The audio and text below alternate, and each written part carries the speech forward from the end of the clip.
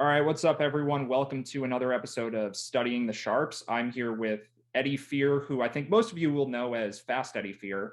And this is a man of many talents, predicting ownership percentage, impersonating Hollywood actors, a lot of things that I can't really think of here. But there's one that I want to start with maybe people don't bring this up a lot, but just the thing that strikes me about you that got me into following your content a lot was just your capacity for nuance. And I want to talk about this specifically in terms of DFS and maybe some sports betting too, but just as a topic on its own, like where do you think you get that from? Well, first of all, I think you have to agree that you're someone who is just more nuanced in your opinions than just about anyone you've met. But assuming that's true, like where does that come from, or how do you cultivate that? Any sort of stuff like that?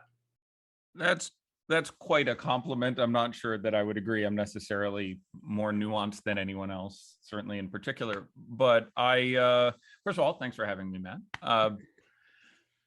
I would say that I've spent most of my career reviewing products and estimating products, and generally, again, as an external developer, which is what I've done a lot. I would have companies from Upper Deck to Activision Blizzard to other significant companies develop a product and then put it in front of me, and I would try to find things that were wrong with that. And between that and being someone who has played games my entire life, I think I've tried to find edges where other people weren't looking is an easy way to win a lot of different competitive contests. So I think when I got into DFS, because I thought there were more advantages and because it's my favorite sport, I gravitated towards basketball. And I think there are a lot of just nuances that aren't handled well. I don't think people look for edges necessarily in the right way. One I was talking about earlier today with someone on DFS is the way everyone does their salary mechanics. For the longest time, people looked at DFS and said, how many points per dollar is this guy going to make? And that has largely fallen off finally, because your minimum price guy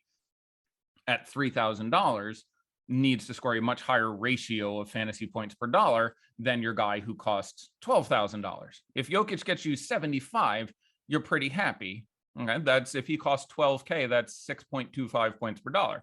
If your $3,000 guy gets 6.25, that's 19.5. You are not pleased with that result whatsoever. So there's a sliding scale there, and that hints at a greater level of understanding the economy that most people don't seem to get. And by that, I mean, on DraftKings, on your standard basketball day, you have 8 players with a minimum price of $3,000, and people frequently discuss a $50,000 salary cap. You don't have a $50,000 salary cap. You have a $26,000 salary cap. DraftKings has spent $24,000 for you. So any correct mathematical reckoning of the situation would understand that you have $26,000 and 8 either assets or liabilities in the forms of a point guard slot, a shooting guard slot, a small forward slot. And this carries over site to site. Because DraftKings has the all guards, all forwards, and full utility slots, almost all those slots have positive value. If you look at another site that would have something like small forward only, you would have days that slot would actually have a negative value. Filling that slot would itself be a benefit. But there's a lot of sort of advanced concepts where people constantly differentiate their math based on $50,000 and based on $0 as a minimum. And those simply are not the case. And so those are slightly fraudulent mechanisms for figuring it out. It's not terribly off, fortunately, because the value of an average player's floor is roughly commensurate with a $3,000 expenditure. So it doesn't end up screwing you massively that people do the math that way. But still, everyone does the math that way. And that's not how the math should be done. That's $3,000 a head tax. That isn't part of the purchase price. Yeah, I mean, I do think what you just explained there makes a lot of sense. And it's definitely true that you are looking for value in different places than other people. So maybe that's what's bleeding through when I see it as just more nuanced thinking. But I've also heard you talk about other topics that are not basketball related on your shows, like politics or anything else. And you, regardless of whether I agree with your takes or not, you are giving layers to things. So I think, like, I would just contend that it is true of you, where most people want to have a singular talking point or maybe 2 talking points, and you are holding multiple competing ideas in your head sometimes and trying to weigh the prioritization of those things and which one matters more than other things. It's super useful in all forms of gambling. Like, I think it's super useful in life in general, but when you're talking about DFS or betting, like the ability to say, this trend suggests this, and this point on the other side suggests the exact opposite. And now it's like, is this one 70% weight and this one's 30? And which one do I look at more? Because it's always easy when the indicators for something all line up in the same direction. Right. And then you just say, I know what the answer is. Everything points to the same thing. But when you have, I mean, you could have 4 variables that are all pointing in unrelated directions, and now you have to decide which of those things you want to go with. Sure. It's, I think honestly, that is on a macro level, one of the most difficult things with being a successful sports bettor or DFS player is being able to evaluate the different variables, the different numbers that are coming in, and decide which should be weighed. How much I was relatively low on Brandon Williams last night. Now, that isn't to say I didn't think there was a lot of potential equity there. The usage in the last game was high, but I was in a 10-minute conversation on my show about the pluses and minuses of the situation. And there were a metric ton. There was the guaranteed minutes in the event of a blowout in the largest slate of the year, in which it would be better and even potentially higher usage there. There was the massive usage the last game.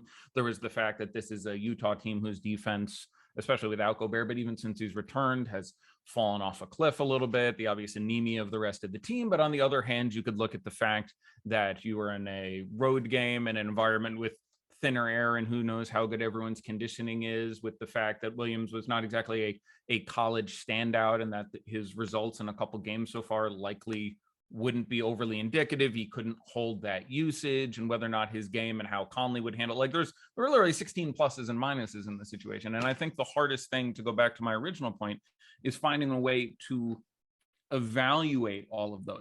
Yeah. And then I guess you have people's inability to adjust on the fly as things start to change, right? Like you could make the case for the entirety of yesterday that Brandon Williams is a must play. You know, let's say you just agreed with one side of that argument. And then at 9:30, De'Aaron Fox gets scratched for a mysterious injury.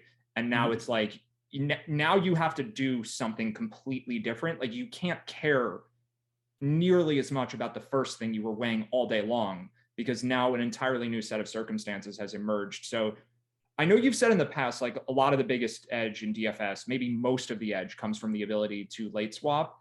Do you still feel that situations like that, where things are just changing after lock and the fact that less people are available to do it, do you still feel like that's where the majority of the edge comes from? Or, I mean, part of what I'm seeing is, and maybe this is not the reason, I'm just speculating here, but because people are at home more the last 2 years, I feel like people have gotten better at late swap. And I think the more expensive the contest is, the better people are going to be just at playing that contest in general. But those people also just seem to be more diligent with making the changes.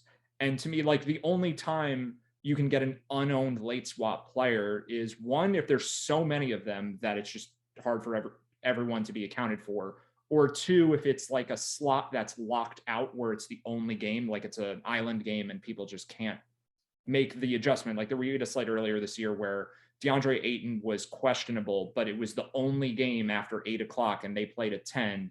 And because of that, when he got ruled out at 9, JaVale McGee was like 10% out because you just couldn't make that work. So do you feel like it's changed at all, or is it really still the case that, you know, being able to adjust late after lock, is that really where a lot of the edge comes from?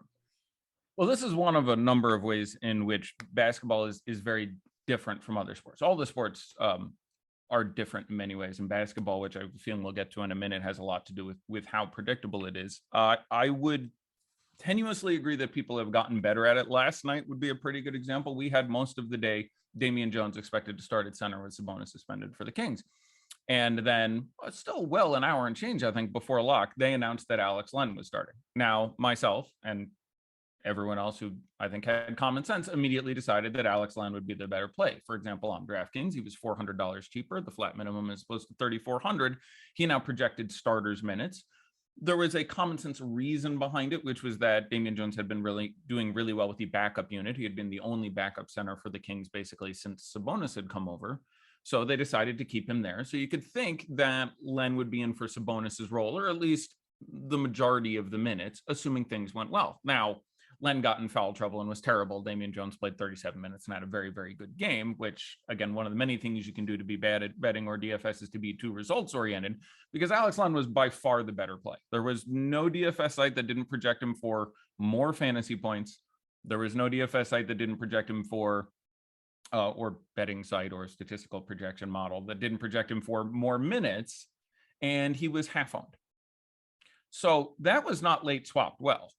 Like, he was in the largest tournaments on DK. He was in the, Alex Len was in the high teens, and Damian Jones held in the mid 30s. So that's still bad. So again, difficult to decide the exact level of nuance. Like, yes, I do think it is getting better, partially because people are at home, partially because of the fact that we have chased in daily fantasy sports a lot of the fish out of the pool.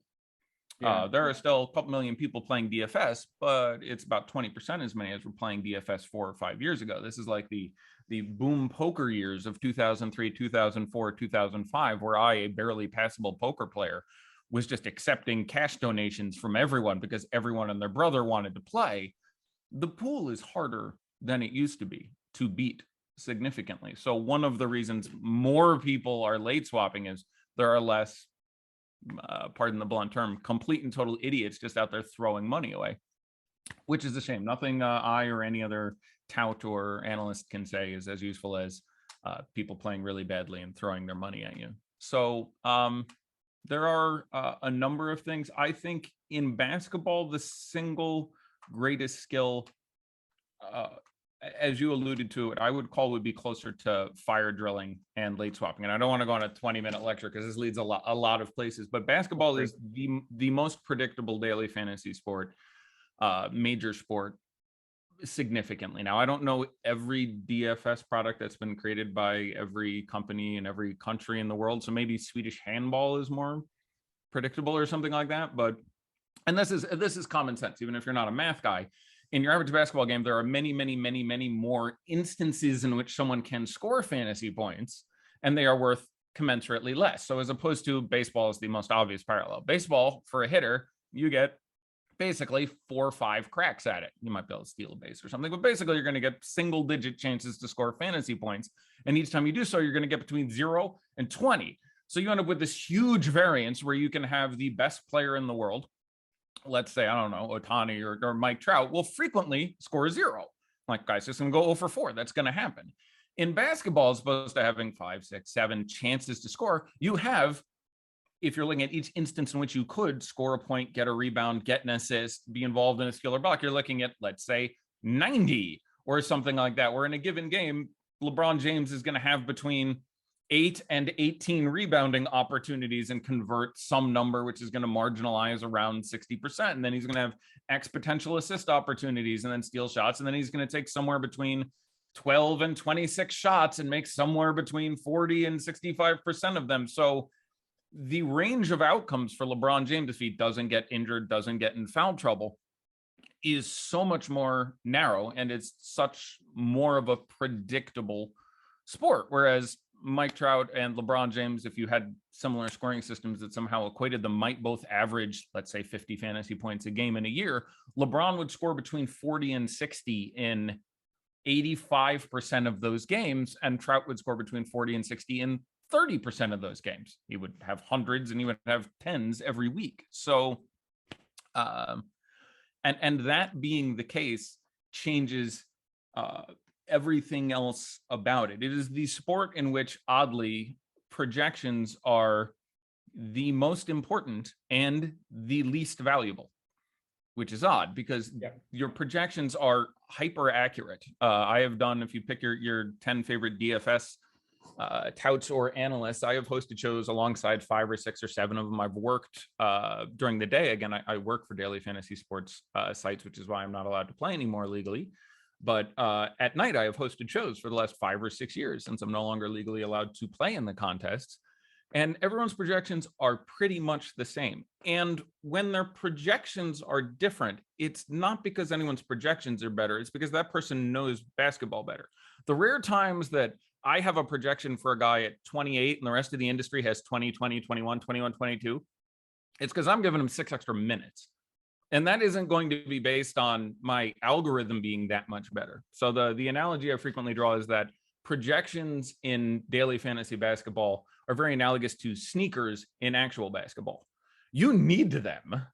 And if you happen to run into the poor soul who is trying to play without them, yes, you will likely kick his ass. But 99% of people have them, and they're not going to win you anything. So one of my favorite things to joke at is every year Twitter starts and we get around towards basketball and someone's like, I have the best fantasy basketball projections and come follow me and win all the money. Those two things have very little to do with each other, with the caveat that they're talking about their algorithm. If they're talking about the fact that they do their research and listen to every coach's comment every coach says and watch the games and have an understanding of the sport and can better project in a given thing who's going to rest here, what the rotations are going to be, what the coach's tendencies are, any of that information, yes, those will make your projections better. But saying like my algorithm is better than yours is almost certainly false. And even if it's true, everyone's algorithm is correct enough right now that there's not any ground left to be gained there. Like if you looked at everyone, like I had a spat yesterday on my show, the biggest difference in projections was between me and my co-host, where I had Brandon Williams at 32 minutes and 31 fantasy points, and he had him at 34 and 34. That was probably our biggest difference. That's 9% and change. And that's a massive difference. If you take any 5 good projection system, obviously some are garbage, but most of the ones you look and take a guy on any given night, the difference between my projection and theirs and theirs and theirs and theirs is 1 or 2%, because it's really easy. It's the number of minutes we expect you to play, your rates. And again, you have over the course of an NBA season, rather than a guy who gets 500 at bats, you have 50,000 opportunities to score. So those numbers are much more hyper accurate. So I would say because of those nuances of basketball, the most important skill you can have is fire drilling, as you and I discussed in the green room a little bit before the show, and changing the size of your wager when you're ahead. It is like poker. You fold most of the hands. You play DFS most nights in basketball in pretty much a break-even spot. But one day a week or one day a month, the industry screws up or late news comes out. And if you have prepared your fire drill correctly, or you know what's going on, you need to put more chips in the middle of the table. Being a good poker player isn't just about being in there with the best hand. It's about extracting the most value when you have the best hand. And another thing, I get into arguments with people on Twitter frequently, and I don't even understand the opposite opinion. So to me, honestly, one of the most important skills is taking advantage when you are actually plus EV. DraftKings is a hell of a product, but they charge a hell of a rake for it. So most nights, if you are the best basketball player in the world for DFS, you're probably a slight dog without news. I think the best basketball player in the world can't claim to beat like a 15% rake over time. With news, you can certainly do it. But most of the time, I think you're putting in $1 with an EV of 98 cents coming back. And when that goes to an EV of $1.45 because people have screwed something up or a guy got ruled out 2 minutes before lock, you need to fix your lineups, and then you need to get more chips in the middle of the table. Yeah. I mean, everything you just said there makes sense to me. I'm sure it makes sense to most people, especially the ones who have heard you say a lot of these things before. And you opened up a couple of doors there that I do want to get to. Like minutes projecting, I think, is really interesting just as a topic to go over.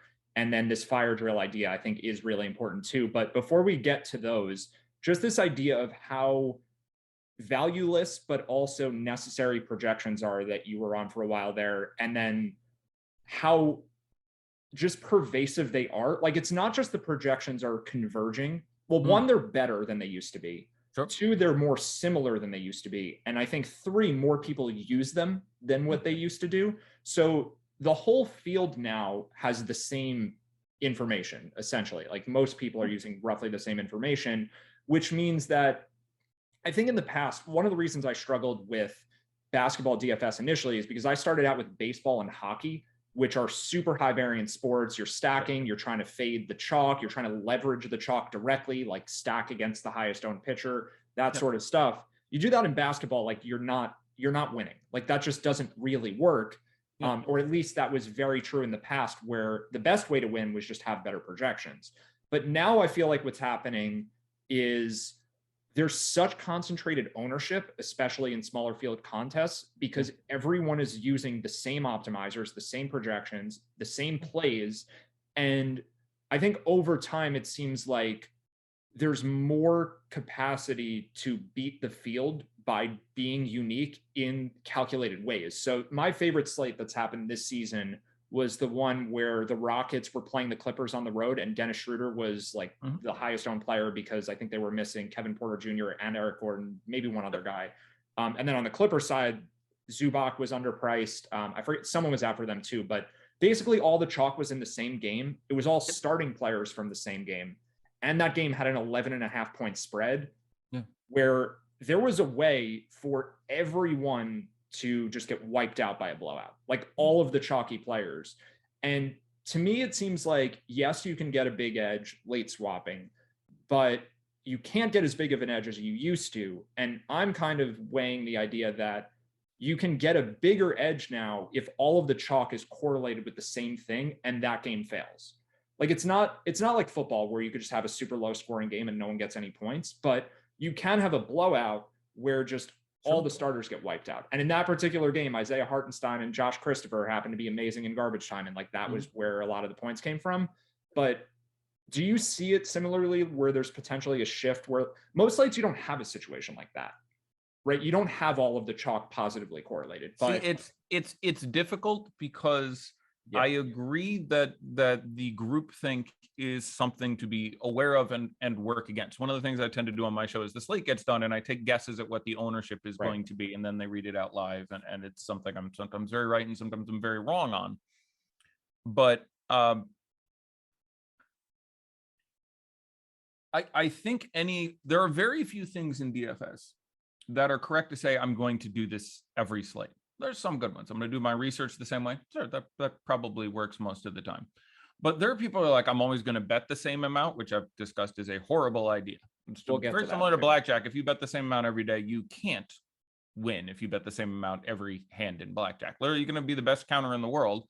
Congratulations. The count doesn't do anything for you unless you vary the size of your wager. You don't want to, like, there are people who are like, I always stack the highest over under game.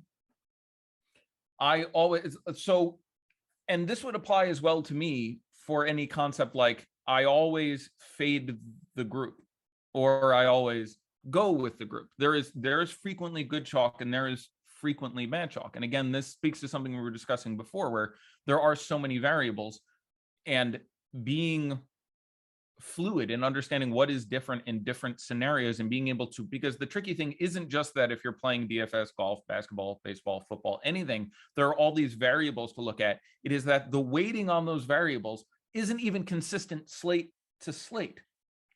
So the value of fading the chalk, for example, is a related quantity to how good your options are. Like there are days where we'll get on the show and I'll be like, this is the chalk value guy. He's 3,500. I have him projected to score 25 fantasy points.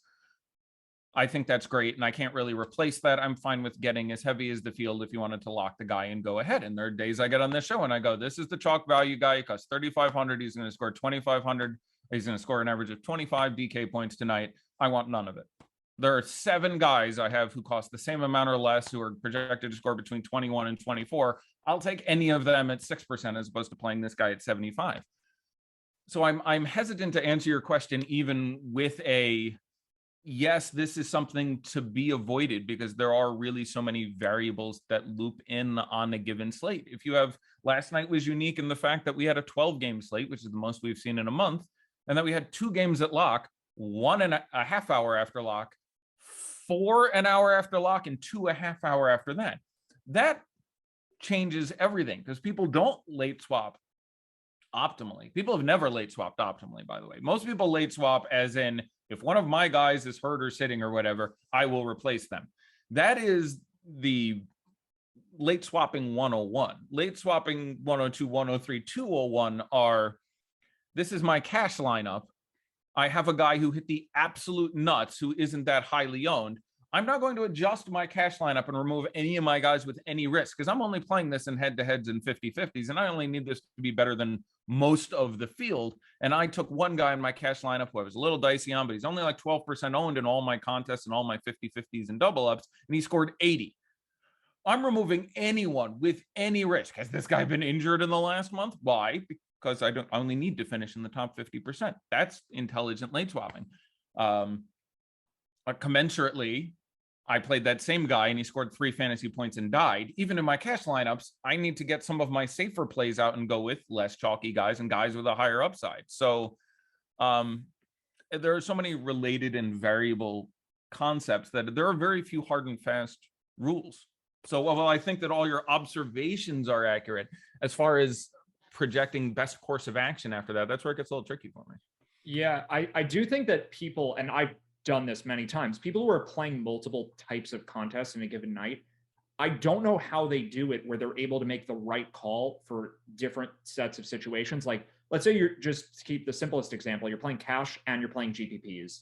And maybe we'll make it 3 categories. You're playing cash, you're playing small field GPPs for high dollar, and then you're also playing large field GPPs like $15 buy-in. You now have to make 3 different considerations for every lineup, for every piece of information that unfolds over the course of an evening. I just like, I don't know.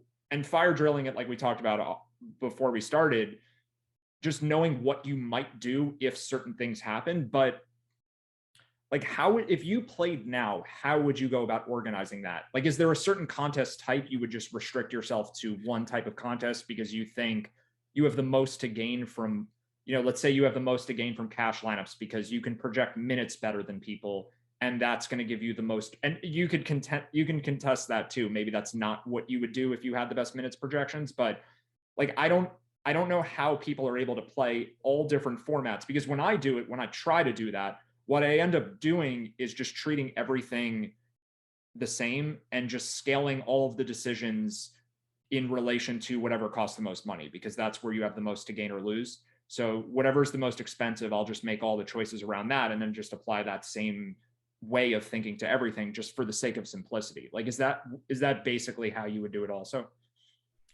Well, a couple of your questions I can't answer because I haven't been able to play myself in 6 years and some change now. And so while I think I'm as good at ever as analyzing the field and seeing what ownership is going to be and talking with people, because you can observe those things, something like most profitable contests that you could also learn by observation, but just isn't something that comes across my desk when looking at basketball and ownership and structures like that. So I would postulate that as more fish do leave the playing pool here and our user base gets functionally more intelligent and more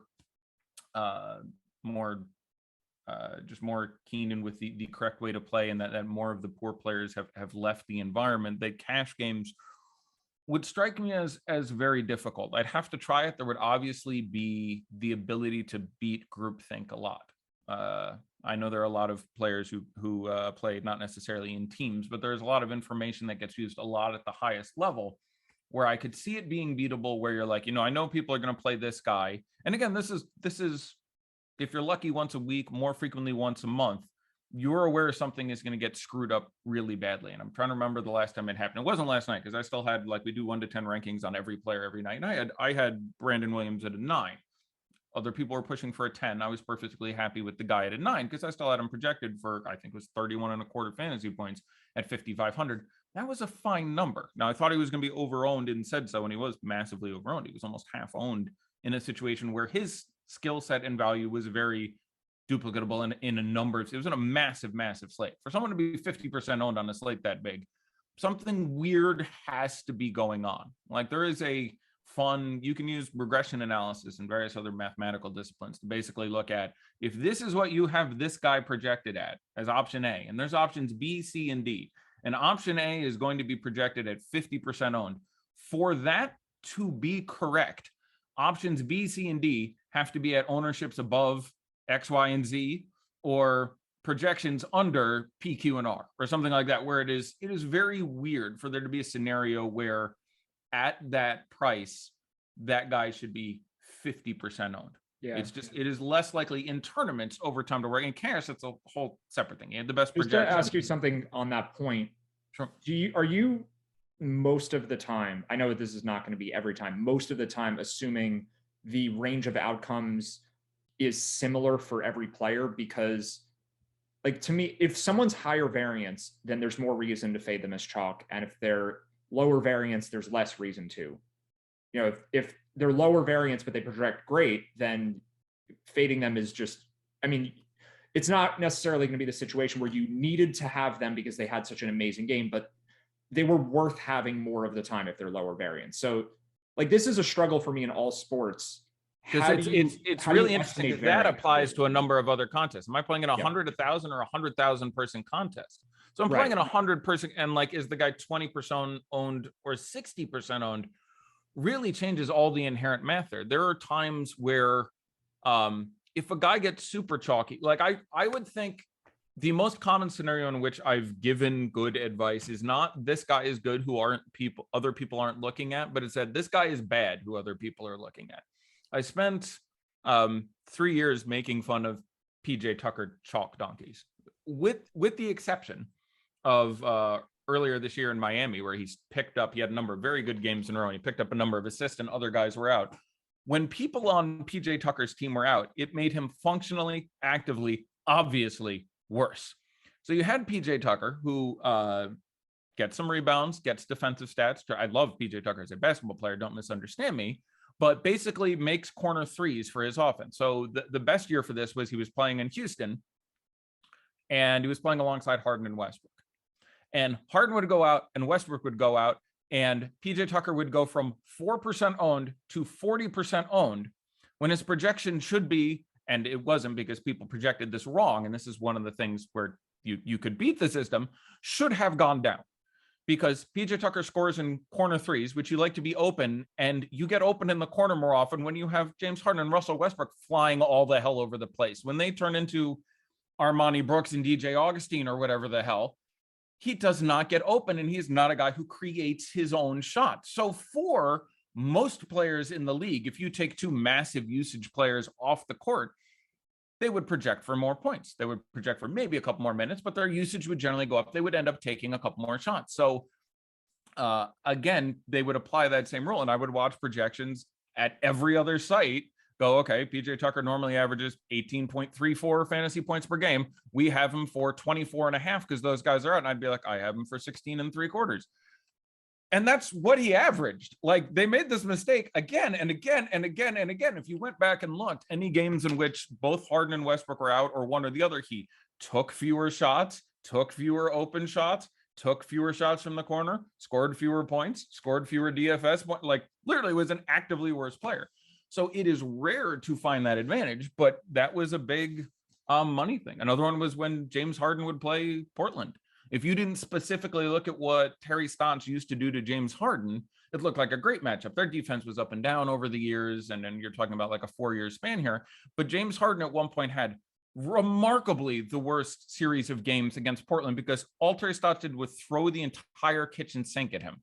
Like over half court, double teams, triple teams. There was a point where Portland was the 20th or 22nd best defense in the NBA over the period of 3 years, we'll say we're looking at. James Harden had played them 10 times.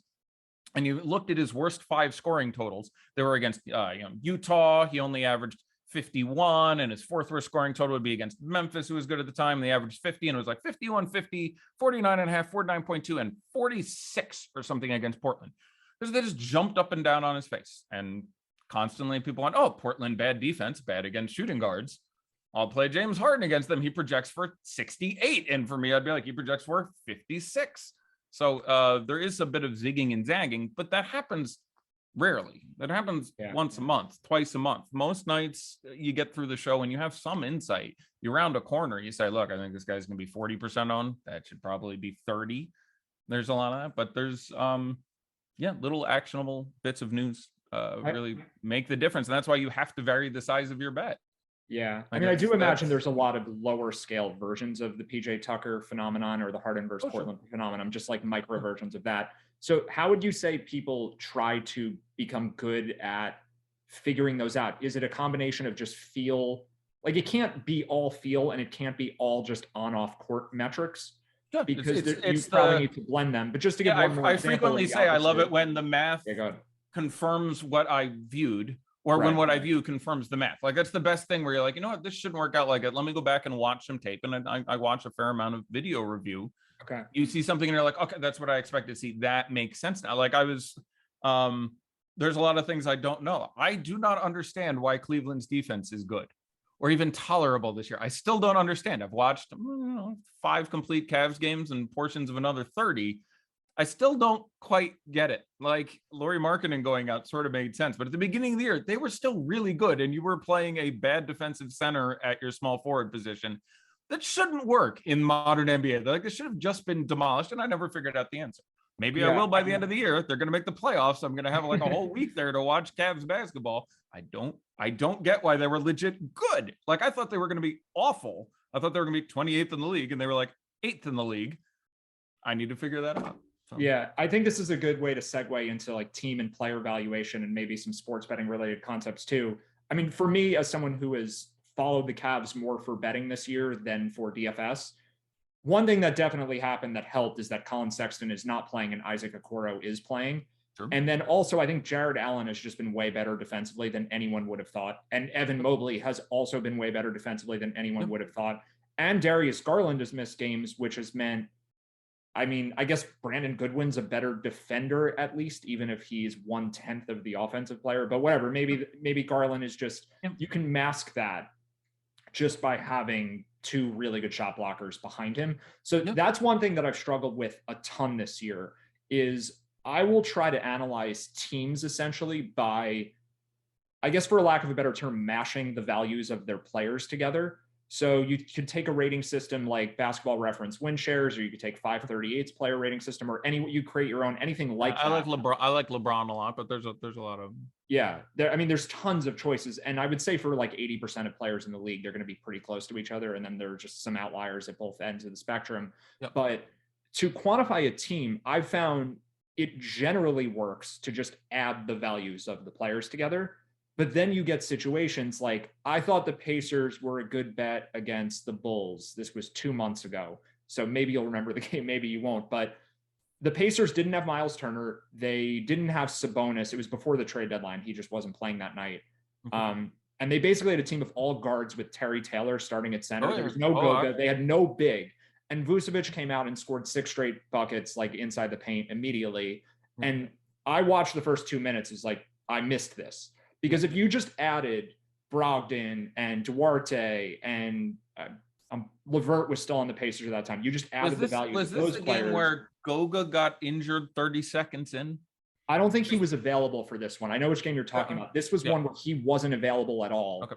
And the Bulls ended up, I think they won by 10 or something, but it was very obvious the matchup advantage for Vucevic just due to not having an opposing big that could match him at all. Like there was something flawed with just adding the Pacers' values together because all their players were guards. And the Bulls had a much more balanced team where you have DeRozan and Levine are guards, Dosunmu, and then you have Vucevic who's a big man, and they could attack your weakness very easily. So like, I don't know what a better way to do this is. I know there's a flaw in that. If you have a team that's all bigs or all guards, or they have players who have diminishing returns on their combined skill sets because they all just do the same thing, and it's a team that's lacking in another area as a result of that, like what else should I or should someone look at, do you think, to try to, aside from just adding the players' values together, how else do you quantify the ability of a team?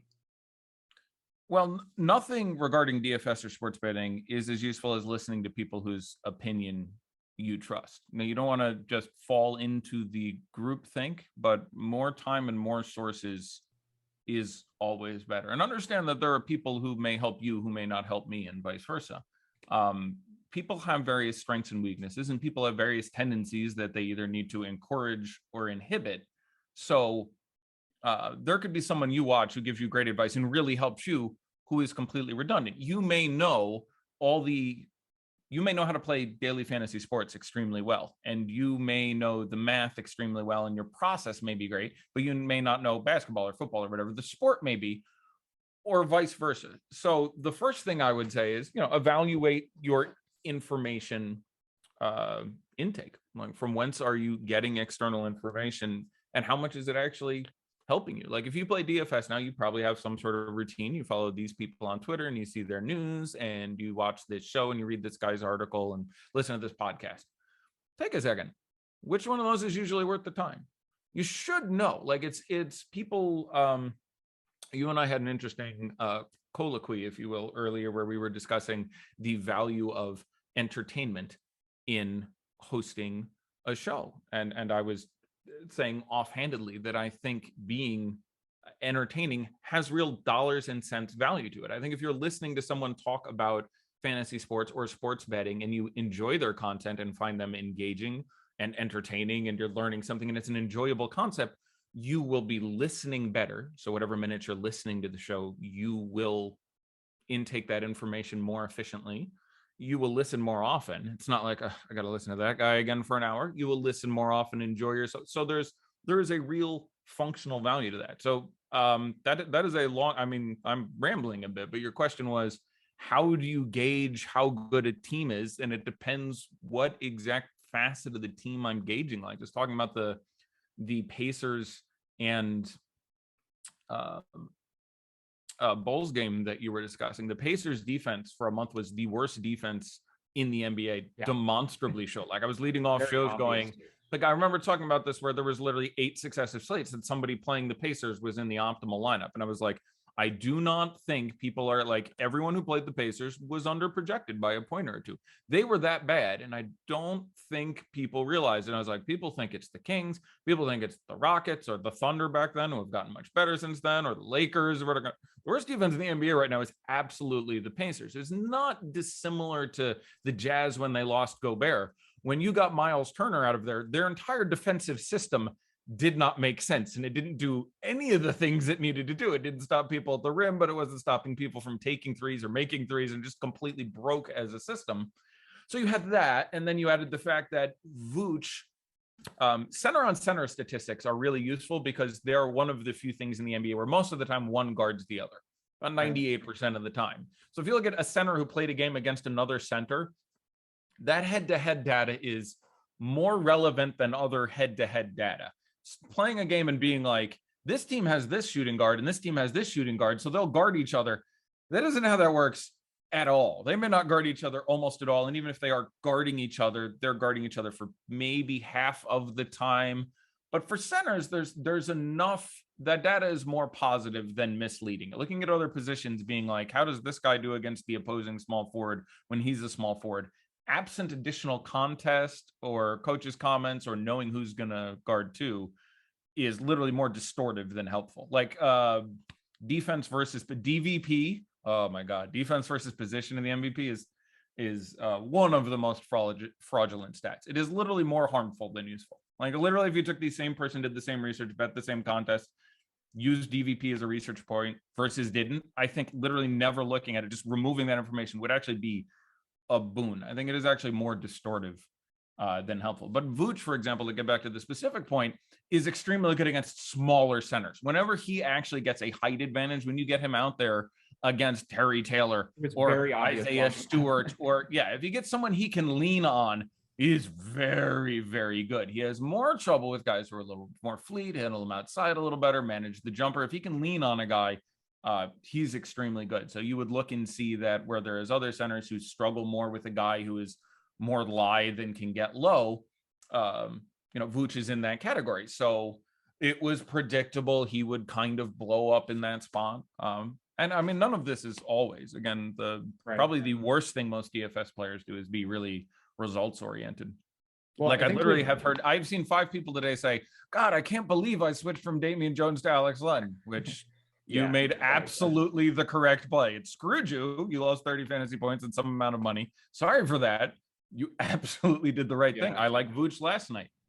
Played well, but didn't play that many minutes. Still coming back. Shot like, I think, 8 for 11 from the field. Another matchup where I thought he could assert himself with the size situation there.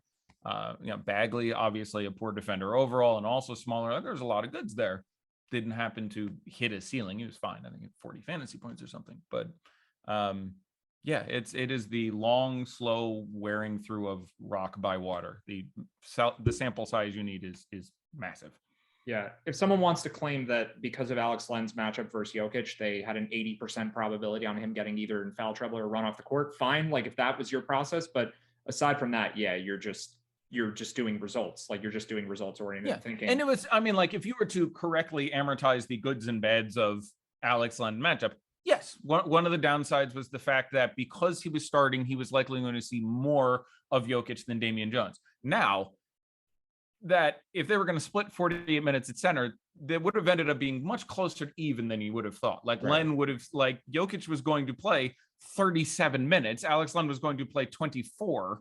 So Damian Jones was still going to see plenty of him, especially if Len got the first 2 fouls, which he did pretty goddamn quickly. Yeah. Then Jones is coming in and his matchup and his time would actually sync up a little more with, so, but that's a variable that, like, yes, there was definitely, Jokic is not Joel Embiid when it comes to drawing fouls, by the way. He draws a lot of fouls, but he's not that big of a bear. Barton being out maybe leaned a little more, again, variable affecting variable. They were going to lean on Jokic more. Like there's a lot going there, but yeah, just to boil it down for people, I think like starting with your numbers, just your, whether it's DFS or sports betting, starting with your projection. And for sports betting, that would just be, what is the spread and what should the spread be, or what is the money line and what do I actually think the probability of win or loss is, in the same way you would do DFS projections. And then, like, for me, I start trying to pick apart my own bet before I make it. So I'll say, like, I have the Pacers beating the Bulls tonight. They're +5. Okay, now what could be wrong with that? Let me work backwards and see where are the flaws potentially that would create this discrepancy that I have. Could it just be that everyone's betting the Bulls and people don't like the Pacers because their record's bad, and the Bulls' record is good and they don't have Lonzo Ball and they don't have Alex Caruso right now, and the Bulls are just way overrated and the Pacers are way underrated? Sometimes it's just that. Sometimes it is that simple. But if you start to look into quirks about the game, like the fact that, well, this is a different game. It's much more recent. The Cavs played the Pacers. And for some reason, I just love the Pacers as an example for all sorts of basketball knowledge. But basically, like, Malcolm Brogdon can defend, and he's guarding Darius Garland. And for the entirety of the fourth quarter, Evan Mobley came up and set a screen on Malcolm Brogdon. Jalen Smith switched onto Darius Garland, and Darius Garland basically scored on every possession for the whole fourth quarter. So if you, now having seen that, I'm going to be, I mean, I should have been scared off the Pacers years ago, more than months ago. Basically, any game Miles Turner isn't playing, I should be worried about the Pacers defense. But yeah, like, having seen that, and I think watching basketball does help you a ton, whether you go back and watch the tape or you just watch the games live. Yeah. Like, or listen to people who watch the tape. Like, there are a lot of guys in the industry who are great at basketball and not good at DFS. And there's even more who are really good at DFS and not good at basketball. Like, I know, I think the criteria by which you judge analysts should be how frequently they give you actionable information you wouldn't have thought of. Obviously, how often they're right and wrong is really relevant, but how often do they say things that you would not have considered? And there are a lot of really, really good, like, in any profession, you have generalists and specialists. I'm a specialist at basketball this one because I do consider it a very different animal. And there are people who host 400 shows a year across 4 different sports and sort of handle basketball the way they handle everything else. And they're often not very good because basketball is its own unique animal. You cannot lean on projections to do as much work for you as you can in other sports in certain ways. So there are, and I would caution people about being overly about how much money this person has made. Obviously, you see someone, wow, I saw that guy won 100 grand twice in the last month. That guy must be really good. You really have no way of knowing that. If you and I both played DFS every night and I entered an average of 100 grand a night and you entered an average of 80 grand a night, and so my 100 grand a night over the course of a year is going to work out to $36.5 million, and your 80 grand a night over the course of a year is going to work out to 20% less, and we each made the exact same amount of money back, no observer can know the difference between those two things. There's no way you can tell the difference between you entering 80 and me entering 100 a night. But they see both of us crushing and like, oh, those two guys are really good. Whereas if the number where we each profited landed in between our two exposures, I could have lost $1 million and you could have made $1 million in the last year. But those things look absolutely identical. So I frequently caution people against, like, oh, I see that guy making money, he must be good. If you see someone frequently hit 6-figure scores okay, but they're probably spending 50 grand a day. That doesn't mean they're not good. And I would say the correlation between winning and actually being a good analyst is probably greater than zero. It's probably closer to one as far as a probability and a correlative value between those two things. Like, sure, winning is plenty good, but make sure there's something else behind that. Because if there's a guy who's, spending 50 grand a night and putting millions of dollars in each year and making, like, you can lose $2 million a year and look like you are absolutely amazing. And there are a number of high level DFS touts who are bad at basketball because they just play it like everything else and don't ever vary the size of your bet. And that makes it pretty close to unwinnable. Yeah. So just to go back to the minutes thing, if you have an analyst who is correctly predicting how many minutes someone is going to play routinely, that's someone to just look for their content all the time. The best skill you can have. And the only way you can do that is to listen to the coaches, watch the games, and do like that is the best way to, like, you can, like, anyone can look at the minutes in the last X games and go like, oh, 31, 32, 33, 32, 31, 32. Let's call that 32. Like, that's not any sort of skill. And there's a massive advantage to no, I don't think they play that guy that many minutes in his comeback. And if I were to count on, two hands, the biggest nights I've ever been a part of in the industry, a lot of them would be that skill. The everyone's favorite, the Andrew Bogut night. Shout out to Evan Silva, who won a car there. But this was a night in which I bet you know this example. You're nodding because I tell it once a year, and I apparently just love patting myself on the back. But the short story of it was, this was I think it was the Thunder series in the 2016 postseason. And Andrew Bogut was at the time the starting center for the Golden State Warriors, though he was in the twilight of his useful years, and his time being played with Draymond around was occasionally very nominal. And in the first 4 games of that series, he played, I'm ballparking this, 26, 21, 17, and 13 minutes in that order. But in the 4th game, which the Warriors got skunked, in which he played only 13 minutes, he was the only Warrior on the court with a positive plus minus. And in the post-game conference, somebody asked Steve Kerr about that and said, did you notice that the only person on the team with a positive plus minus was Andrew Bogut in his shifts? He went, that's interesting. I'm going to go take a closer look at that. And that was it. That was the full comment. That was the full context. So we flash forward to the next slate, and center is pretty crap. There were Kendrick Perkins, or whoever the center was on the Thunder, and there were 2 games going on that day, and there were 4 centers, and none of them were good. But nobody wanted to play Andrew Bogut, because if you just look at his game log, whatever his minutes went, 20, 25, 21, 17, 30, they were going straight down a damn hill. And I went, he's the minimum. I don't think anyone plays him. If I was going to play tonight in any number of lineups, I would play 100% Andrew Bogut. I think they're going to focus on him a little bit. Now, got very lucky. He went out and scored 50 fantasy points. So he was like 4% owned on a 2-game slate, and like 10 people bought cars, and it was just based on watching Steve Kerr speak after the last game, and they got their ass kicked, and just being like, and the combination, I think there's enough of a chance. And just watching the way the man spoke, and was like, he's actually going to take a look at this and see what was different there, and randomly lucky. And he went back to being garbage the next game, by the way. So a tremendous amount of luck there. Yeah.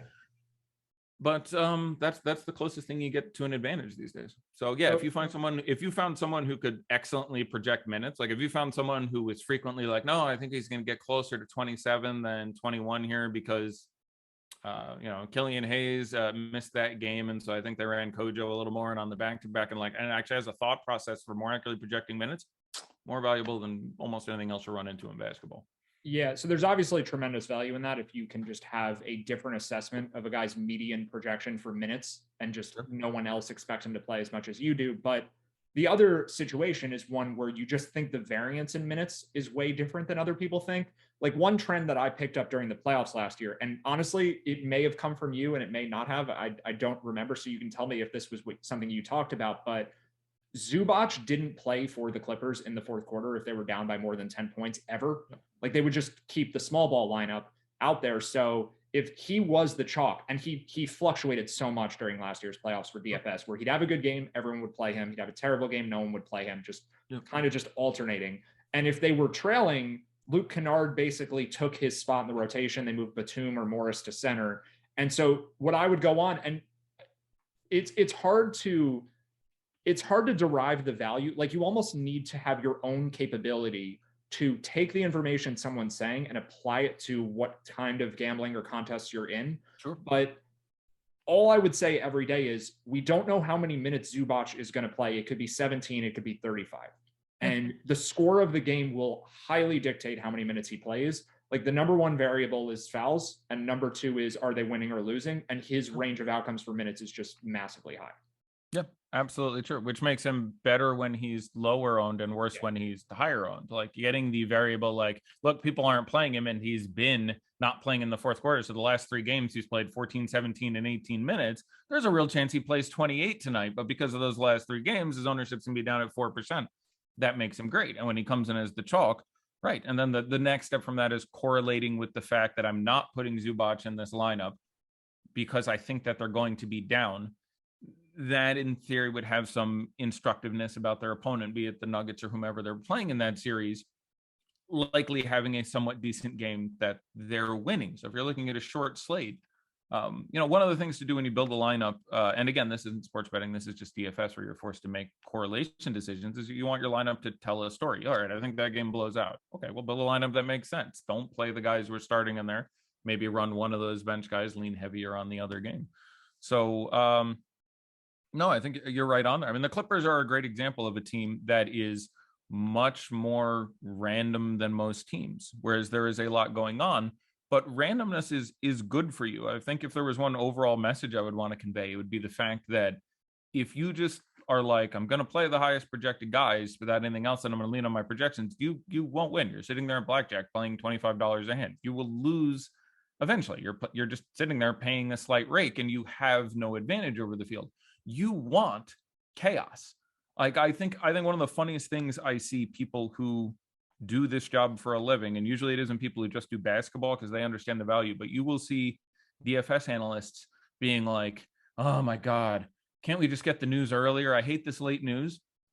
That's insane. That's the worst thing you can ask for. There's literally, it was the same thing as the other thing it reminds me of is when super casual users were begging for late swap to come back when it was gone for a while, because they were begging to get screwed. Because casual users use late swamp just very basically, like we discussed before. Oh, my guy's hurt, I'll try to replace them. And so you would have one of the Jimmy Butler nights where Jimmy Butler would get, lock would be at 7, their game would be at 7:30, and at 7:20 they would scratch Jimmy Butler. And the next day on Twitter, DraftKings and FanDuel and every other company in the industry is like, oh my God, I can't believe you don't have late swap. Look at what happens. And what cracks me up is that was people begging to be absolutely hosed, because 99 nights out of 100, you weren't late swapping, or 90 nights out of 100 because your guys didn't get hurt. And the people who are taking your money, the sharks, the people who really know what's going on, they're late swapping every night to their advantage. So when a guy gets randomly scratched, that's random. That doesn't advantage anyone. You are just as screwed as that professional guy. If there's no late swap and a guy gets scratched, you're playing even with the field. But you are begging to be screwed on every other day for really no advantage. So you want all the news in the world. Like if you and maybe we should talk about the fire drilling thing you brought up before a little bit. Just quickly on this point that you just made before we get to that, I do want to talk about that too before we wrap up. But do you think there's a point, well, certainly of diminishing returns, but a point where it starts to go negative, where a slate has so much chaos that you no longer have the ability to react to it? So the way I'm imagining it is, if you get no news on a slate, it's very hard to have an edge, maybe even impossible if there's no news. The more the news goes up, the more edge you could potentially have. But once you get to the point where there's like 18 3K guys who are starting, just the ability to make the right choice, because you can't gauge the ownership as well. There's too many moving parts. Like you run into limited brain power in yourself, where it's not like we're just robots who are able to compute everything. Absolutely. Like to me, there's a sweet spot. You want as much news as possible up to a point. I think that sweet spot is pretty high.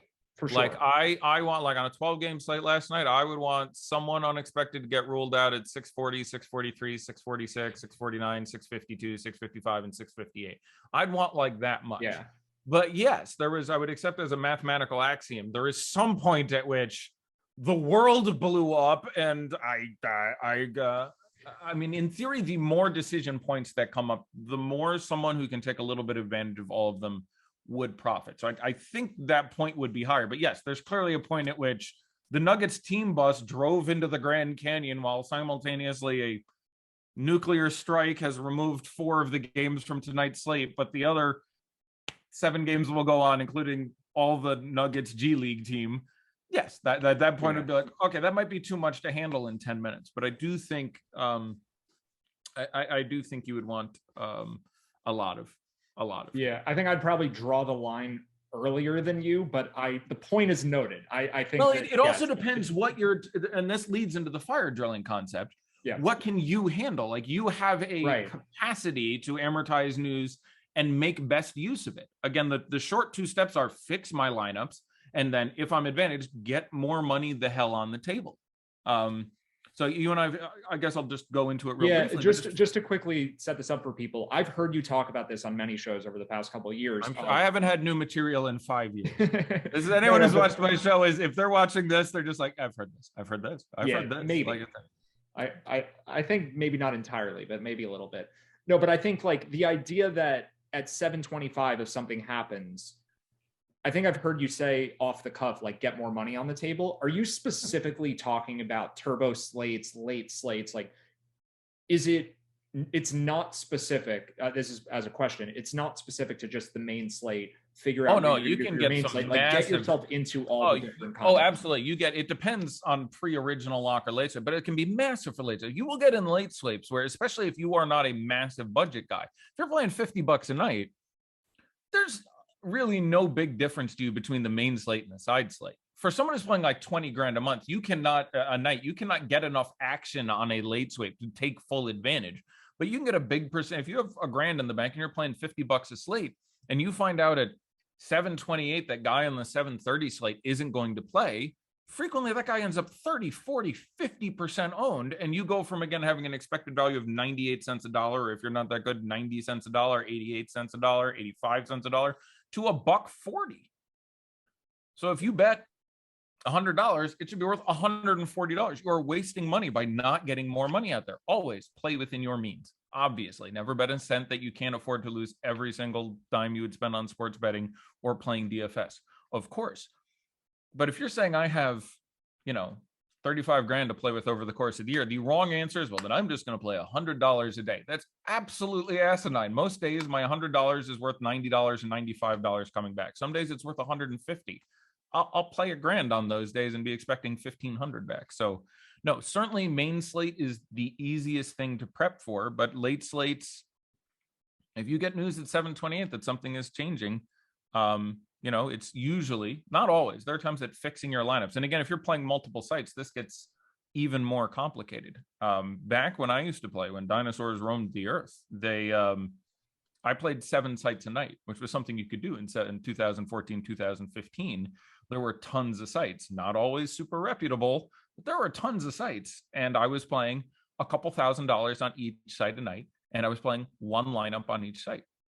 And I could have played more, but one of the reasons I didn't was it made it unwieldy to react to anything. It was already tough. Like, something came out and I've got to adjust lineups and potentially enter more stuff on 7 sites. I had it down to a brisk, I could do it quick, about as quick as you could imagine someone could do such a thing. Like, I practiced it, and it sounds dumb, but there are between 2 and 11 days a year where shit will go crazy with a couple minutes to go. And if you know how to fix your shit faster and get more money on the table faster, you can make a month's money. And how many computers were you using? Was it 7 different laptops to do the 7 sites? Never a laptop. I've never in my life entered a DFS. Like, I'm sitting in a room with 4, like, I would turn the camera around if it wasn't such a mess, but there's 4 monitors around me. Like, and that had a lot to do with it, and a lot of windows, which, I still work in product design, and I have some visions of how DFS can be better that I'm looking to work on in the future. And DFS as a product is not good right now. DFS has failed many of the challenges put before it technologically. DFS, especially traditional salary cap DFS, is not something you can do at a reasonable level on a phone. That's a significant failure as a product designer. Like, you should not be, think about it. like you simply can't do it. You can kind of manage late swapping, sort of, but if you have multiple lineups, you can't do anything with that. You have to be on a laptop or a desktop. Even my laptop, when I would travel for work and I would have my laptop, I didn't want to play DFS because without the command center, everything takes twice as long. Like it's a real thing there. But yeah, DFS is tricky. Like, but you cannot, we had a slate last night with 12 games. There's 24 teams. There's, let's say, 10 players a team that should at least be looked at for DFS.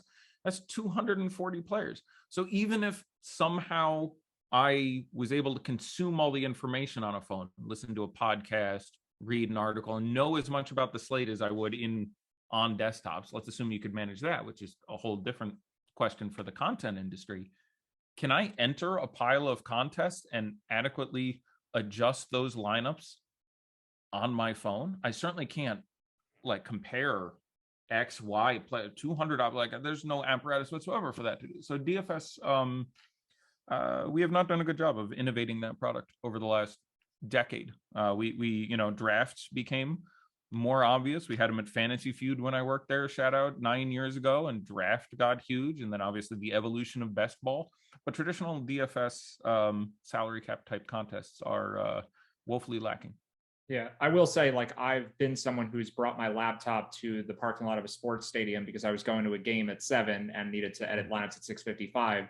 And if I just had my phone, there's no way. Like you can't upload. It's too difficult. I think maybe I've mastered the laptop well enough to not understand what you mean entirely, like needing a desktop, or I'm spoiled. It's like I don't like to play games on consoles. Right. Because one thing is I have enormous hands, which makes it tricky. I feel like I've got pixie sticks trying to work the analog sticks, which I think is part of it. And the other one is just I'm spoiled. I've spent my life on a keyboard and a mouse, WSADing my world through shooters. I just can't imagine the lack of trying to. So a certain part of it is I'm spoiled. I'm sure I could play DFS on a laptop, but anyhow, point stands. I'm interested in seeing that space continue to innovate. Yeah, no, that's interesting. Before I let you go, I want to ask you just about the NBA in general. Sure. And I know last year you were very high on the Clippers making it to the finals, winning the finals, and I was too. I think in part on my own analysis, and in part I got more excited about it just hearing you talk about them. And then obviously Sorry, that must have cost you some money. Yeah, I mean, fortunately, I had the Suns before the season to win the West. I didn't have the Bucks. The Bucks hurt. But I did take the Suns the day they traded for Chris Paul, like way back before that.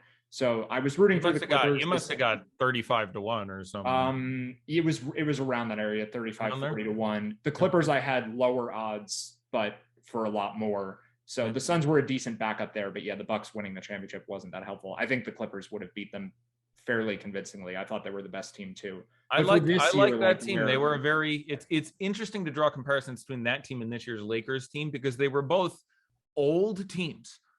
Like the Lakers team is worse demonstrably. It's just the role players on the Lakers, none of them are like the Clippers role players last year were all average starters, right? Yeah, and they were 10 deep with the Yeah. Sorry, I interrupted your question, but fifth guy. Yeah. I interrupted your question. Sorry, you were asking me something and I got excited to think about the Clippers. I just wanted to, let's not talk about the Clippers misery of last year, but like, where are you at this year? Have you followed the league closely enough to have strong takes on who you think the top teams are? Like, just to go back quickly to the mashing all the player ratings together, I think the Celtics have the best aggregate talent in the league of any team, just of their top 7 or 8 guys, but all of the players are essentially defense first guys. I mean, you can say if you agree with that or not, but like they have a lot of similar players and they don't really have like great 3-point shooting, for instance. And they maybe just don't have as balanced of a team as like Miami does or Milwaukee does. But to me, like that's the best collection of individuals of any team in the NBA. Maybe I'm putting too much emphasis on defense. That could be something also here is they're just disproportionately. That's a refreshing change where because the too much focus on offense as a whole. We saw somebody get ratioed hard on Twitter yesterday who said that Alperen Şengün or they said that Herb Jones shouldn't get in the top 5 for rookie of the year because he puts up the same numbers as Şengün in fewer minutes. And it was just like, yeah, there's a lot going on there. There was someone, I think Patrick Ewing of NBA Top Shot fame was out there today and tweeted, if you had to build of active NBA players a starting 5 to play the 95-96 Bulls for all your NFTs, so to win, but just build your best active team to play that team, who would you go with? And my team had Chris Paul on it. And someone says, oh my God, how do you have Chris Paul out there? You should have Steph Curry. And I was like, my team also had Giannis and Durant and LeBron and Jokic on it. That was the starting 5 I went with. Okay.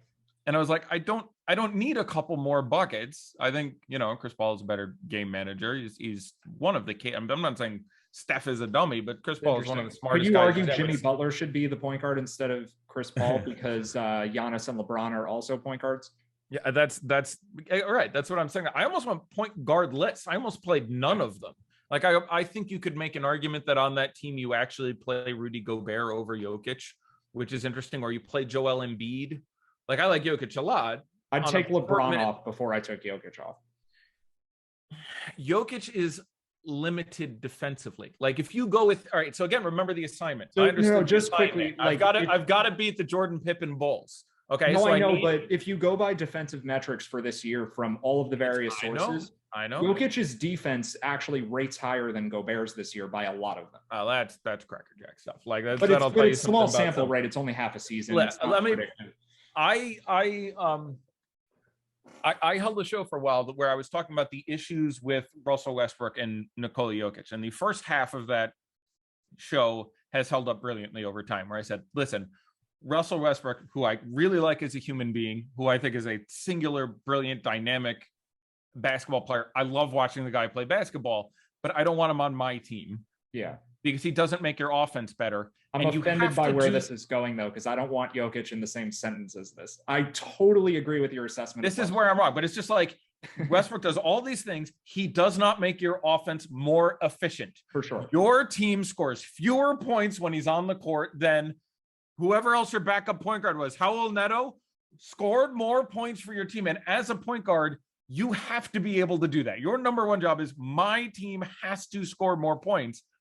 The other side of that was, I'm not sure if Jokic ever gets a title because as a center in the modern NBA, you need to do a few things. And the biggest one usually is the other team can't score points. In the modern age of I got to guard the 3-point line and I've got to guard the rim, having a center who can't do both those things to a capable, cromulent, reasonable ability would have been a big issue. And Jokic has gotten a lot better. And the team has gotten a lot. There was a while there, he was really having issues moving his feet. He was maybe a little bit not in the best shape. There was all this going on. And I was like, I don't know if you go back and look at teams that have won NBA titles. And again, this is a small sample size. Having a really good defensive center is much more important than having a really good offensive center. You can do it with a really good offensive center. But I was concerned that it was like, they will find ways to exploit his, and that I think has really fallen away. I can't stand by that take anymore. I do think, but I do think you could make an argument that if I'm building in basically my first team all NBA team to try to take on Jordan and Pippen's Bulls, that you want Gobert on that team instead of Jokic in theory, just because you want the best defensive center. And I do think Gobert is a better defensive center. And especially against something in DFS and sports making is people are frequently like, I don't like this center against Jokic. Jokic is really bad for everyone on the opposing team. And the center is actually sort of the least of them. Like he is not, of the things he's amazing at doing, shutting down the opposing big man is actually not his best skill. It's moving, readjusting feet, switching, and all the other shit he does. He's a nightmare for the whole other team. So part of me says, I'm going to have Giannis and Durant or LeBron or Steph or whoever the hell out there bucketing. Yes, Jokic will make the offense even more insane. Maybe you play Gobert in that lineup. So this is all my clever way of avoiding having to give a take on these NBA. Fair enough. I think what you said in theory makes absolutely perfect 100% sense. I would just encourage you to look at Jokic's defensive numbers. Oh, I have. over the last. That was my point. He's Okay. gotten, and he's the eye test again backs up that data. He's gotten significantly better. So do you think it's possible he's a top 5 defensive center now? Like, I would say there's no question he has been this I'm not year, dismissing it out of hand, especially his clutch time. Have you seen how many blocks the man has with under 2 seconds on the clock? Oh my God. Yeah. I'm certainly not dismissing it out of hand. And it honestly, they've done a good job of building a system around him. Like, there are, one of my favorite nuances of the NBA is there are players who are amazing in a system who wouldn't be that great on other teams. Like Draymond Green on the Warriors was just like, oh my God, are they using this man in every way with the rotations and the shifts and the defenses and covering Steph's inadequacies? And I love shit like that. And they've really turned Joker into all that he can be, and they've managed to do a good job and not make it so. And again, he deserves a lion's share of the credit along with the coaching staff as well. But I would not dismiss it out of hand. My gut would be to say, no, he's now solidly over average, and they've done a good job of making him rate as absolutely brilliant. In a vacuum, I would suspect he'd land in the 6 to 10 for me, but still, that is good enough to win a title. I mean, it didn't occur to me beforehand to ask you this, but let's say, so I would say on the one hand, Jokic has been top 5 defensive center in the league this year. It may not be predictive of future seasons. It may be a bit fluky. Sure. So he may actually just be average and he's overperforming. But if he were that good at defense, where he's not Gobert, like Gobert's tier 1. If Jokic is a tier 2 defensive center, I think he has a shot to be, when we talk about basketball in the next couple decades, the 3rd best player in the history of the league after MJ and LeBron. Is that insane? Like, is he good enough at offense if his defense is well above average, but not amazing, just well above average? Like, to me, that would carry him all the way there if he sustains this.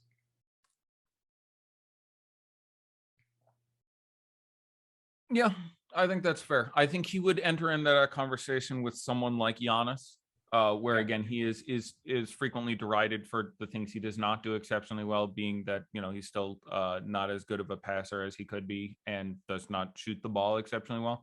Jokic's ability to facilitate an offense through unparalleled court vision and ability to pass the ball is I mean, I do not think that is like, I do think saying Jordan LeBron, you're getting a little bit crazy there. If he continued to be a well above average defensive center in tier 2 and continued to put up the numbers, if you will, but also the performances we've been seeing, no, like he is my vote for MVP right now. He's absolutely incredible. He's a joy to watch as well. Just watch a guy. I don't know which of his passes this year is the sickest for me. I think it's the no one was looking full one corner to the other, gun it across the court we saw like 10 days ago or something. Yeah. But I love a good Kevin Love chest pass. I love big guys who can do stuff. And we're in a golden age for that. You look at one of my favorite things we talk about, guys cross generations. What does Boban Marjanovic average in this league in 1967? Like he's a 40-30 guy or something, right? Like he's Wilt or something. Like it's got to be absolutely insane. No, just you can't get on the court. But Jokic is. I do not think that is insane. But I mean, I'm talking about like if he continues to be able to propel an offense at an MVP level and be one of the most valuable offensive players in the league and consummately a secondary, I don't think that's insane. Like you're still dealing with like now in theory, I'm saying he's better than Kobe. Kobe was pretty good on both ends of the court too. Mm-hmm. Like again, talking about overvaluing offense, Kobe was a shutdown defender. All the guys we're talking about, I don't know who is the worst defender over the course of his career between Jordan, LeBron, and Kobe. It may be LeBron, which is really saying something. Yeah, because LeBron was an incredible defender for the first 10 years of his career and certainly can turn it on from time to time still. So I don't even know. But no, I don't think that's crazy. And again, I love singular players like Jokic or Dirk or Giannis. Like people talk a lot of shit about Giannis. Giannis, it has remarkable handles for a 7-foot guy with 3% body fat and shoulders 8 feet wide. Like that is a unique physical specimen. People are like, he can't shoot. I'm like, neither can any of the other 7-footers who also can't dribble, like do the other 58 things he can do. I thought you were giving him shit for only doing 40 of the 41 things none of the other guys built like him in history have ever been able to do. So yeah, that's always a weird one for me. But again, yeah, he would yeah, I think your Jokic love is justified.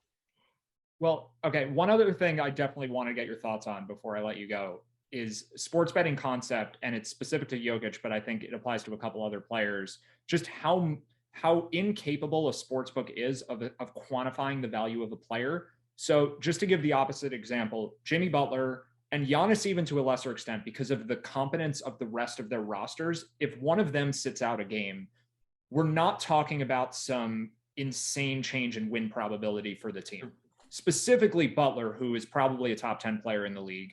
And if he doesn't play, you have so many guys that can fill in, both from the starting lineup to take on the usage. I would probably argue Jimmy Butler top 10 in the league, but that's another. That's another. But either way, he's very good.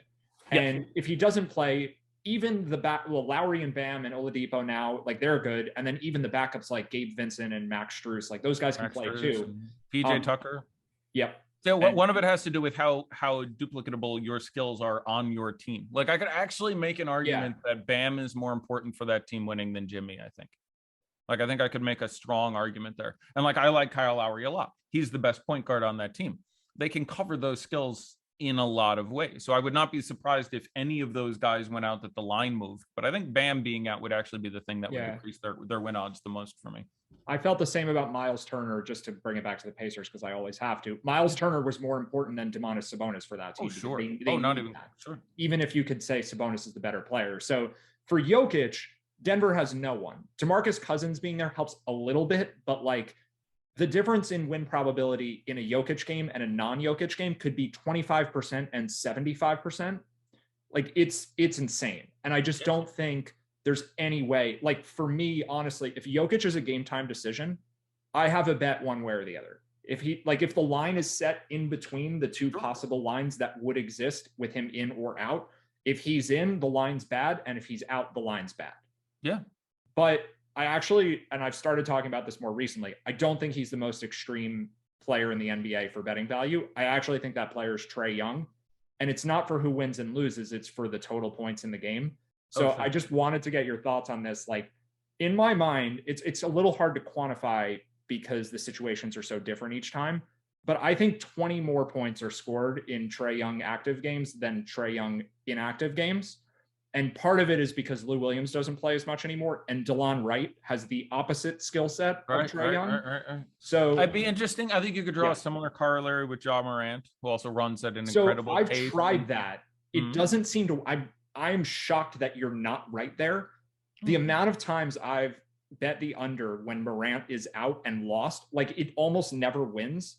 And I don't know why. Like I don't have an explanation. I mean, a lot of it is small sample size. We're probably talking about 7 games or something, but it could be. But like a few of them have gone over the total by 20 points. Like I'm not sure what happens there, but when I watch them, the amount of Tyus Jones lobs to Brandon Clark, it just like the amount of times they score easily. It's one of the reasons Tyus Jones strikes me as also someone who would run, maybe not DeLon Wright, slow and pensive and thoughtful at the point guard, but pretty slow is my opinion. I mean, Tyus Jones, one of the stats you can use to back that up is he had one of the best assist to turnover ratio seasons in the history of the NBA. I'm trying to remember what it is, but I think it was Tyus one of these years had a season where he had 14 assist to turnovers in like he's a really good player either way. Yeah, he's just fine. But that was my theory. I was trying to think of another example where you have a breakneck point guard with a somewhat slower backup. Yeah, I mean, I would obviously have to do a deep dive to give a full thumbs up to the math there. But yeah, I think that sort of thing is great edge theory. I'm trying to pace obviously is a really easy metric to track in that way. Yeah, I think there's generally a misunderstanding of game totals from people. And for DFS too, like if Trae Young is out, I like the other team less.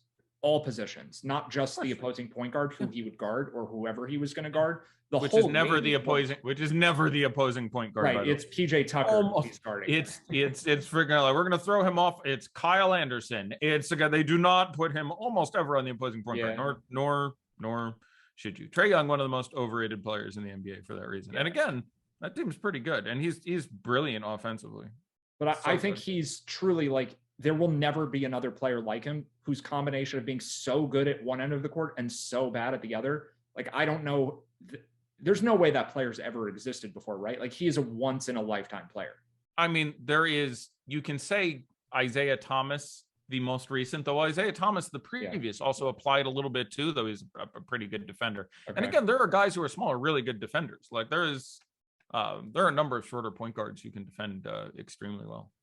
John Stockton comes to mind as a guy who was not big whatsoever. I was a tremendous defender, different league, different time. But no, there's never been anyone quite like Trey before. But if you look at, Isaiah Thomas, Celtics, Isaiah Thomas, that guy's 5'7", wasn't guarding anyone for anything, was instant offense. So similar, but no, not so much so that Trey is a top 5 player in the league offensively. And I don't know, and sadly, it's not even. Can I get the top 5? I think I have to put him behind Curry, Durant, Jokic immediately. So you're not getting top 3. I don't know if there's anyone else who has. Is this for best offensive players in the league? Is just that best offensive player in the league? Okay. I think he probably ends in top 5 for me. I think you could make the case he's better at offense than Durant and LeBron right now. He's just so bad at defense. Yeah, I didn't list LeBron. Okay. But I don't think I can Durant isn't always, if we're just talking about in a game, I can't pick him over Durant. Durant might be the best offensive player in history. Like, fucking Kevin Durant. That's just not fair. Yeah, no, it's true. I'm scared as someone who is on the Celtics to make and win the finals. I'm very worried about that potential first or second round matchup with the Nets if Ben Simmons is playing. Oh, yeah. I don't want to see it. I'd rather the Nets not make the playoffs. One of my favorite things about the Nets Sixers trade, and again, we're going to see that game in just a few hours, was the fact that the internet and sports betting communities hated both Harden and Simmons so much they didn't know how to react. It really cracked me up because I liked the trade for both teams. I'm like, I think both guys will get better. I like this trade for both teams, which is rare, but I think they both won. Good trade. And the internet community had just been shitting on Simmons for hypothetically inventing mental illness as an excuse for being a bit of a crybaby, which, and I don't like to talk about this topic because there is some chance he had real mental illness. I'm sure it wasn't a happy workplace. People have bad workplaces and get mentally the hell screwed up.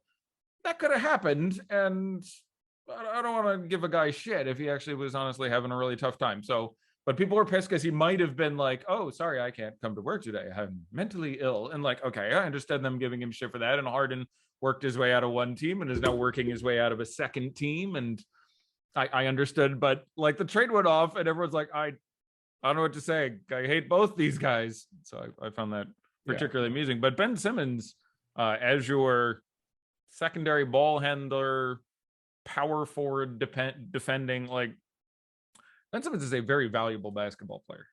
I understand he hasn't done everything he could to endear himself to fans around the world, but he's really good. He's going to have some good games, and when he is not the man. I don't think he is built to be the man. I think that is fair to say, and that was a bit of a thing. And he would defer, and people don't want the man on their team to defer. I had a conversation the other day where someone was talking about the fact that Shaq gave the famous quote where he's like, I understand why people are always talking about LeBron or Jordan. Why does no one mention Kobe in that? And the answer is, and I'm sorry to say this, Kobe wasn't as good as either LeBron or Jordan is. And Kobe would tell you that himself quite possibly, but he was the most killer instinct, death Kobe face MFer in the world, where he was so competitive. So people just absolutely loved the shit out of that. He wanted the ball every second of every day. And much more so than Jordan, who was much more so than LeBron, I think is a fair way to rank those three guys. So people just look at him as absolute legend, even though if you ask 10 experts, where does Kobe rank in your top 10 players of all time? He tends to hit 7, 8, 9, 10. Tends to be bottom of the top 10. You'll see an 11 or 12. He usually ends up in the bottom of the top 10. And Jordan and LeBron are 1 and 2. But people just love that attitude and commensurately hate Ben Simmons. I've got a layup. I'm going to pass it because Trae Young might do something. The people despise not wanting the ball in your hands. People, you're supposed to be our heroes and our gladiators. They don't want you to be deferential. Yeah. As someone who has made the argument LeBron's better than MJ, to see him continuously pass game-winning shot attempts to Carmelo Anthony at this point in their respective careers, it's made it. I like seeing the Lakers lose, but it's ridiculous. Like I didn't have a problem with that. Melo is a perfectly capable shooter, and they were tracking him all the hell over the place. Like, I don't love it. No, it's understandable. It's not good. It's like he's not doing what's good. He's just. I think in the Rockets game last night, it was the right pass. In the Spurs, I think it was. Spurs game. I agree. Absolutely. Okay. Was it the Spurs? But the time it happened recently, yes. I think last night was the right play. They had him going the game. I'm pretty sure the Clippers game. He was going the wrong way and towards out of bounds, and would have had some insane spinning bank, whatever the thing. And Melo basically had an open shot. I think that was a good pass. But I remember the last time I thought it was a bit too much there. But yeah, the Lakers. I don't think I or anyone else should get any credit for not thinking this was going to work. But I remember just being like when you saw the Westbrook trade, I just remember being like, I don't like. I remember they traded for like Harden next to Chris Paul, and other people like, how is this going to work? I'm like, I think that's going to work absolutely great. I know how that works.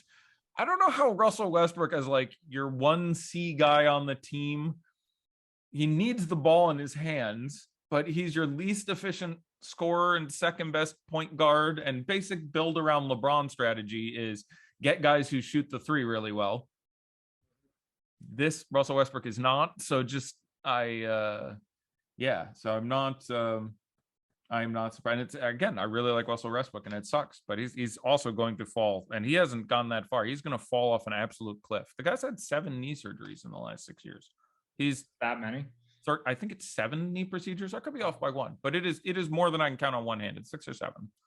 And some of them are just cleaning out little scope. Like, I don't want to like overstate the thing, but the other thing is I think James Harden will age extremely well. He is crafty. His game is built on deception and getting fouls and being an excellent shooter. Russell Westbrook is not an excellent shooter. And when his explosive 10 out of 10 athleticism turns into 8 out of 5 athleticism, what in the hell do you do? Now, maybe he'll surprise me. Maybe he'll temper that act, and I hope he does. One of my favorite things in the NBA is when guys learn new skills when they get older. Like when Brook Lopez decided after a decade of being a shitty defender and unable to shoot to become a knockdown great three-point shooter and a balls-out great defender. I'm like, go. Like, I love that. Tristan Thompson switched his shooting hand after he came to the NBA is my favorite one. He came to the NBA and after his first year switched his shooting hand. I absolutely love incredible guys who make their game better as they get into the league. So maybe Russell Westbrook will shock me with managing to come up with a third act. It would be strange if he was still waiting for it, because he needs it ASAP. He needed it last year. Now would be a good time. Now would be a good time. I mean, there definitely was. It's easy to say now, like everyone knew the Lakers were going to be bad this year. There was money to be made. I mean, they were 13-1 to miss the playoffs at the start of the season. And I've basically, they have to be a dog now. They have to be, it has to be better than 50-50. Oh, it's well better. So just to recap it for you, I didn't sell it that hard at the beginning of the season because I thought it was like 70% for, 30% against. I thought they'd wind up in the play-in before the season, like 6, 7, 8 seed range. Yeah. So I took the 13-1 just thinking there was a shot. Just the expected value on it was good. And they are so much worse than I ever could have imagined. But they were plus 500 2 months ago. They were plus 300 a month ago. They were even money at the All-Star break.